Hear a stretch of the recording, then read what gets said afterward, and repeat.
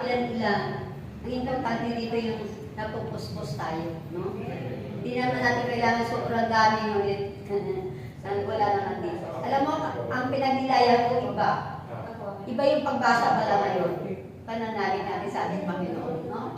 Na ang pinagnilayan ko yung hindi pwedeng mag-akay ang isang bulan sa kapwa bilang.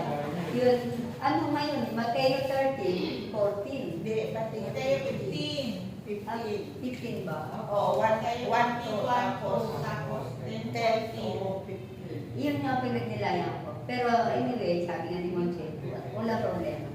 Dahil, amen! Buksan mo na na! Okay. Buhay ba ang Diyos? Amen! Buhay ba ang Diyos? Amen! Nakalimutan na nila buhay ka.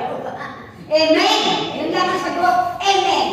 Dito sa atin, amen lang lagi. Amen? Ito yung tinuturo ni Sister Ted sa atin na kailangan daw tayo mag-amen. Narito pa ngayon ang ating Ama na sa langit? Amen! Palakpakan po natin ang malakas sa ating buhay na Panginoon. God is good! All the time! Now forever! Praise the Lord! Ayan, praise the Lord talaga. Okay? Dumako na po tayo, manalangin muna tayo bago ako magsimula. Dahil napakahalaga talaga ang dasal. Amen? Alam mo, pag hindi tayo makapagdasal, kahit na sabi niya natin abala-abala tayo, yung isip at puso natin habang may ginagawa tayo, parang nakatsunti na tayo sa dasal. Praise the Lord naman. At naging ganito na rin ako kahit namat ka ang kamay, at least ang isip at puso mo'y nagdarasal talaga. Kasi, yung ibig ko sabihin yung nagkakaroon ka na ng banal na pagkatakot sa Diyos, na dati wala akong pagkatakot. Ito, ako yun eh. Kaya nga inaamin ko sa harap nyo, iba yung banal na pagkatakot sa wala kang takot. Ang ibig sabihin ng banal, kay Amang, Yahweh ka, natatakot. Amen?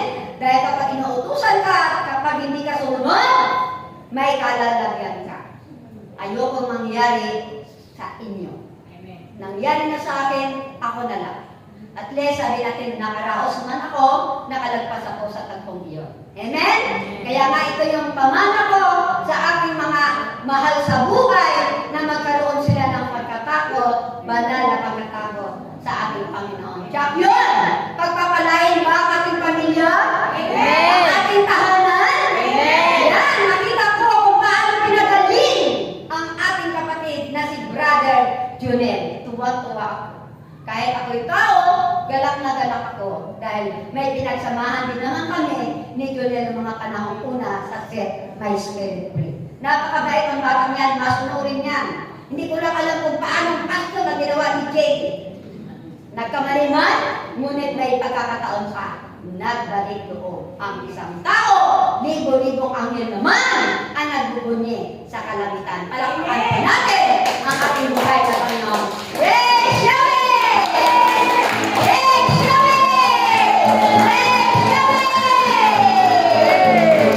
Okay? Sa ngalan ng Ama at ng Anak ng Diyos Espiritu Santo. Amen. Aatras ako ng konti. Amang banal, Diyos dadakila, Amang Yahweh. Ama, magandang gabi sa iyo, Ama. Ganon din sa iyo, Panginoong Jesus. Sa iyo, aming ina, aming Reyna. Ama, pinupuri ka namin at sinasamba ka namin dahil ikaw ang aming Diyos na pinaglilingkuran. Ikaw ang Diyos na totoo, tapat ang Ama sa iyong mga pangako sa amin. Kaya Ama, sa gabi ito, pinupuri at salamat sa iyo, Ama. Napatuloy mo pa rin akong binibigyan ng kalakasan at ganoon din ang aming mga kapatid na nandito ngayon, Ama. Kaya Ama, huwag mo nang tingnan ang aming mga pagkukulang sa iyo, ang aming mga pagkakamali, ang aming mga pagkakasala. Bagkus Ama, ang aming paglapit at pagsusumamo na mayroong kababaan. Kaya Ama, sa gabing ito, ako'y humingi sa iyo ng kabag at awa na kung ano man ang aming mga ipinagdarasal sa harapan mo, alam ko, Ama, na ipagkakaloob mo sa amin. Ama, itinataas ko sa iyo ang Senado ito, kung saan ang mga taong itong namumuno sa amin, na punong-puno ng talino. Talino ng mundo, ngunit sabi mo nga, kamang-mangan para sa iyo. Kaya Ama, tinataas ko silang lahat, Ama.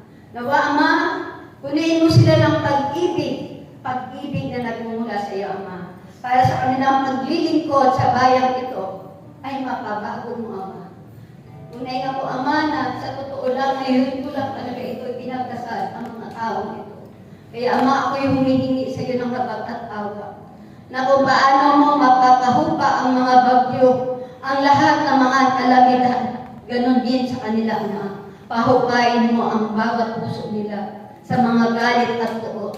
Bagkus, Ama, pag-ibig lamang at pananampalataya sa iyo. Tunay nga po, Ama, sa gabi ito, ganon din ang gera, Ama, na hindi pa matapos-tapos. Ngunit alam ko, Ama, na ikaw ang nakakaalam kung paano mangyari na matatapos ang gera ito. Parang awa mo na, Ama, at parang habag mo na sa mga taong na nasisira, Ama. Maraming taong nasisira. Kaya, Ama, kung mahal na mahal mo kami sa mga oras na ito, patigilin mo na ang lahat ng mga kalamidad, ang lahat ng mga disaster na dumarating, lalo-lalo na sa bansa namin, Ama. Iwasan mo ito, Ama, kung pwede lang po. Walang bagyong darating sa amin. At ulan lamang, Ama, walang hangin, walang kidlat, walang kulog. Tunay nga po, Ama, ito'y hinihingi ko sa pangalan ng iyong anak na si Jesus. Amen. Praise Yahweh. Palakpakan po natin ang ating Panginoon. Maraming po! Maraming po! Maraming grasya! Kailangan maraming grasya para umapaw sa atin. Ilabas natin para ibigay sa ating mga kapatid. Makaya ba natin gawin nun? Hindi naman galing sa atin nun kay Amang Yahweh. Okay? Brother Ben? Gandaan, Brother Ben. Next hello. Yan. Sana Sister Nora naman dito ang kumakanta. Wish ko lang.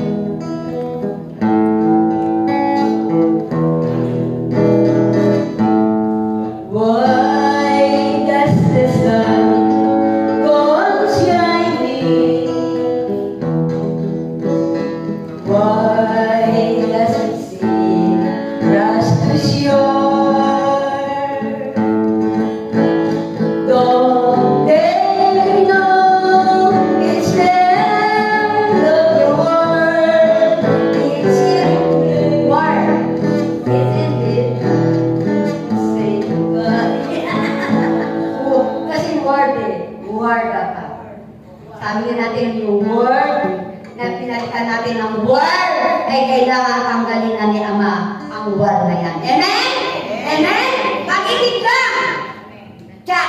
Sabi na natin kapag pag-ibig ang umiral, dito natin makikita sa ating community kapag pag-ibig ang umiral sa bawat isa sa atin. Mapupuno ba?